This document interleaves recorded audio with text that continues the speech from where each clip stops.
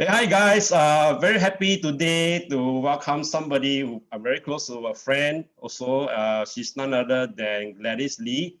I've known Gladys Lee for almost 10 over years, and she has a very interesting work that she do. And this work, I'm sure some of you guys have not heard before. Okay, let me introduce her. She's somebody who, she does breath work. Okay, breath work. Okay, how many of you all have heard of breath work before? Probably some of you have not. So today, so I like, okay, first, hi Gladys, welcome to the Zoom room. Welcome. Hi, thank you. Yes. Thanks for having me. Yes, very happy on a Monday afternoon. We can have our own coffee and chat so that we can add value to the people out there. Would you like to perhaps share a little bit more about this breath work? Maybe you can share with us, how do you come across this breath work? What makes you go into this journey? Okay, starting from one by one. Okay, what is breath work, or who is Gladys Lee? Okay, I think it's easier to answer the question, what is breathwork? Who is Gladys Lee is for you to find out after this conversation. That'll be the next show, our next show. So, in fact, breathwork is a very generic term. So if people who are very familiar with yoga, they will heard about breathwork. So the specific type of breathwork that I do is called rebirthing breathwork. So it's not just like in yoga, they do pranayama, meaning using the breath or fire or something else, which is quite different from rebirthing. Yeah. So specifically what rebirthing breathwork does is just that I help people to use their breath. They breathe in a particular manner whereby their own breath will help them to release certain blockages inside their body system. I see. So it's a breathing technique. Basically, it's just a breathing technique. So in fact, I always tell people rebirthing breathwork is only a tool, just like our toolbox. It's just a hammer. That's not the only thing that I do, because if I just do rebirthing breathwork, it's just one hammer, and people would say that they want other tools, right? So to answer or to share with your audience or to share with whoever that watched this video, what do I really involve in is more of helping people to find themselves, helping people to return to their own power, to their own creativity, using tools like breathwork. And there are many other tools that I use. I see. So Gladys, you're saying that breathwork is only one of the tools that you use to help people find clarity. And is it about people, how they breathe? Can you share with us an example? Is it by the rhythm or by the speed, or you use a visualization exercise? How do you guide these people into this breathwork? Okay, this specific technique is unlike normal breathing. So normally we use the nose to breathe. So for rebirthing breathwork, we use the mouth to breathe. Oh, mouth. Wow. Yes, yeah. And there are two keywords. So how I share with people is called conscious connected breath. So the first keyword is we have to breathe consciously. And many people that I come across say that I'm already breathing. Why do I need to pay Gladys to do breathing technique, right? It's very different, because a lot of time when we breathe, people are not aware of their breathing. They are not conscious that they are breathing. Okay. Like now that we are conversing, we are talking, there are people who may just talk and get caught up with their either argument or discussion, and then they forget to breathe. I see. Yeah. So does it mean that when the person, they know when they are breathing, when they are doing this, like when they are conversing, yes, they know that they are breathing? Yes, it actually increases their awareness to their breathing, so that they know that they are breathing. Yeah. So staying conscious is one thing. And then the second keyword is connected. So usually when we breathe, our normal breath, we breathe in and then there's a split second pause, and then we breathe out, there's a split second pause. So rebirthing breath work, go round and round like a bicycle wheel, there's no stoppages. Wow. Totally, we do not stop, and we use the mouth to breathe in and out for about 50 to 60 minutes. 50 to 60 minutes. So do they close their eyes and do it, or it's like a process? There are many ways to do it. So for beginners, we get them to close their eyes. I see. Unless they are falling asleep. Remember, the first keyword is conscious. So if for people who are falling asleep, in order to keep them conscious, they have to open their eyes and breathe. Okay. Yeah. And then second, they will get connected to themselves. Are you saying that after they done this exercise, they'll get more connected to themselves? Yes. So the first thing most people will feel, for especially first timer, is they will feel energy flowing in their body system. So nowadays, I mean, if you ask someone, do you feel energy? Many people would say that, okay, they know this term energy, but they can't feel it. Wow. So when you do rebirthing breathwork, it's just one of the techniques. There are other techniques that people can learn to feel energy. So with this breath, the person who is breathing it will start to feel maybe tingling, numbness. There's actually energy flow. Okay. So when our energy flow inside the body system, what it does is that it helps to unblock any blockages in the body system. So I use an analogy, right? Like a river. When the river is flowing smoothly, there's no problem. Yeah, everything flows well. But if, let's say, we build a dam in the middle of the river, the water will stop flowing, right? And after 1 month, if I asked Chan Xiang, come and drink the water over here, will you drink it? Of course not, right? Because the water, if it did not flow smoothly, it becomes stagnant. So our physical body, the blood, the energy flow, everything in the body works like a river. So sometimes certain thing may happen. For example, when we are a little kid, remember 911 incidents? Just imagine if you are a child, a 6 years old kid, and you watch the television with your parents, and you see, all this thing happening around the world, and people, and the parents, I mean, from the news, they know that there are terrorists, people are being killed, so many sufferings. As a small child, the kid do not comprehend or understand why certain things happen. And when we don't understand, what the physical body does is that we store this energy pocket inside the system itself. And if we do not move this energy, it becomes stuck. And when energy becomes stuck in the body system, it's just like the river. It becomes stagnant. And when it becomes stagnant, it developed into the sickness that we see in the world, like cancer, diabetes, any of the sickness that we talk about now.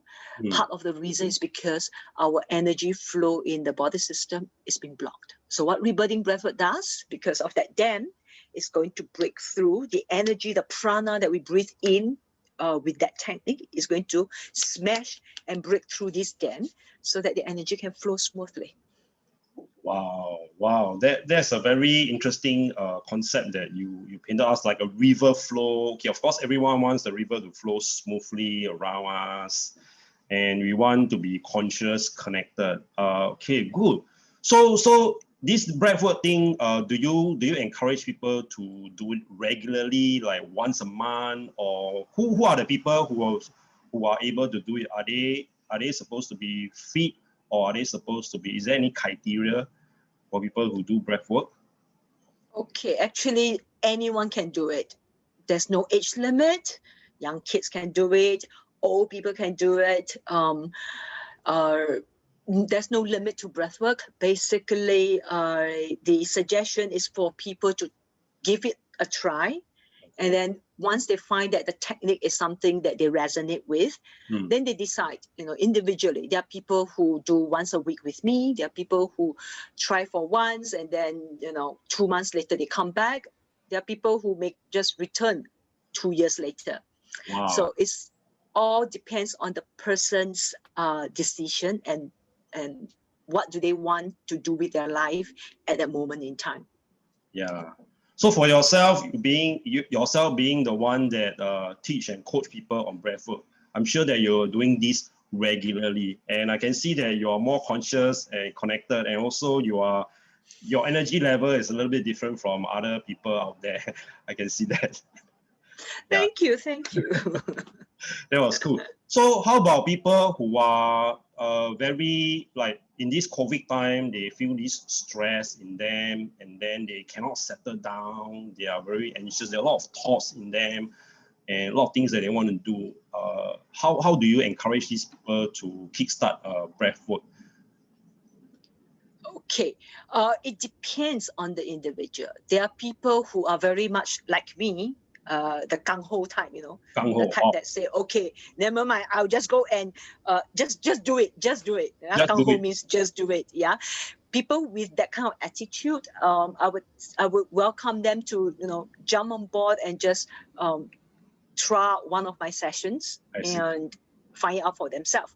Yet there are people who need a little bit more time to really understand or feel that they are okay to start doing it. Then these people, usually I'll ask them to start meditation first. Maybe come and join me for meditation. Only when they are ready to dive deeper, then they do use rebirthing. Because rebirthing, it helps a person to dive so deep, it can reach the subconscious mind. Meaning it can go into the belief system that we have. And if a person is not ready, then it's not something that we can force upon people.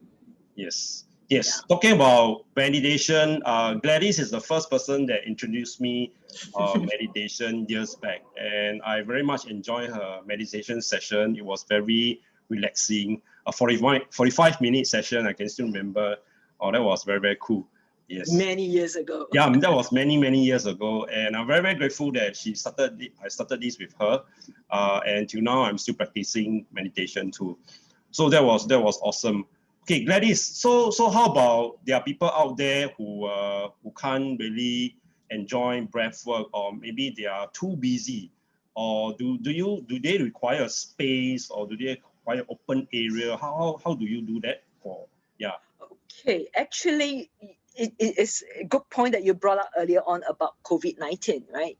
In the past, I used to do it in botanical garden, meaning we meet once a week, open space, and then we breathe in the garden. But with COVID-19, something changed, meaning a lot of things have to change the way we handle our workshops, our interaction.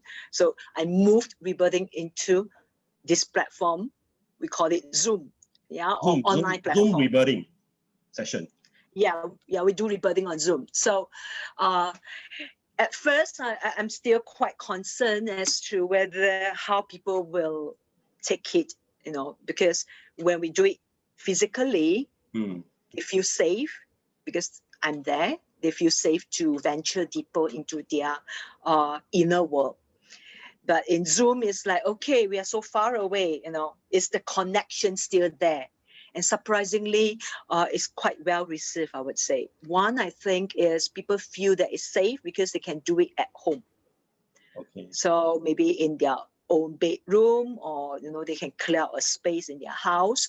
I would just remind them, tell your family member, if you hear some sound from me, some noise from me, I am okay. I'm just doing some releasing work because it's a releasing process. So some people may cry, may laugh, may scream, may yell. So it's just to pre-alert their family members that I'm okay, I'm safe.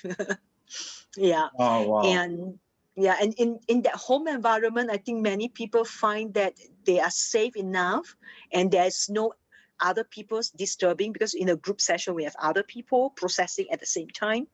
So when we did it online, I would say it's pretty good. The outcome is as good as physical sessions.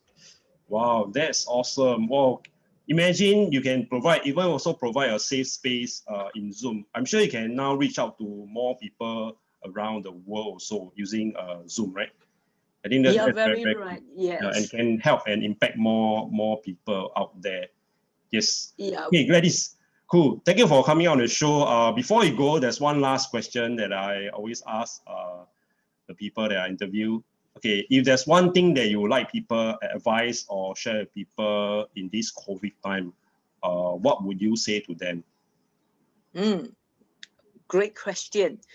One thing is 2020 is a year for everybody to do some major changes in their life. So I would strongly encourage people to do a little bit more self-reflection, contemplation, and ask yourself, what have you learned through this trying period?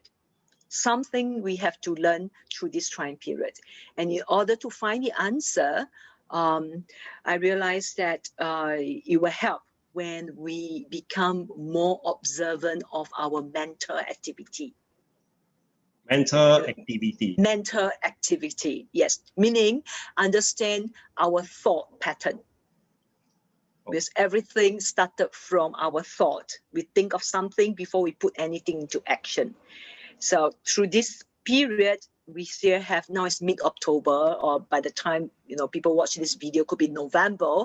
You still have about 1.5 months to find out what is it that you want to experience in your life after COVID-19, after 2020. And this is the period for us to really understand our human behavior, our past conditioning. Why I say mental activity, or this is past conditioning. Once you can understand your past conditioning, then you can decide, do I want to live my life the same old way, or do I want change? And once you make a decision that you want change, then things can start to happen. I see. If not, probably COVID-19 will follow you for a few more months. Right, cool. Okay, wow, I can see the last thought that, last advice or sharing by Gladys is also linked back to being conscious, connected, so that you can align with and have better clarity. Wow, that was cool. And by doing breath work, Gladys has shared with us that one can have more energy, reduce the blockages, and stay more alive, more energetic in our next few years. Cool. Okay, thank you, Gladys, for coming to this show. I'm sure what you have shared in the past 10 minutes have benefited a lot of people. Okay, I'll put your email and link in the YouTube below, and I hope that people will get in touch with you. For those who wants to get in touch and have any questions to ask about breath work, you can just PM Gladys Lee. So till then, I'll see you guys in our next Zoom room again. I'm Chang Xiang here. Till then, see you again. Bye. Thank you, Gladys. Bye. Once again. Thank you, Chang Xiang. Thank you. Bye.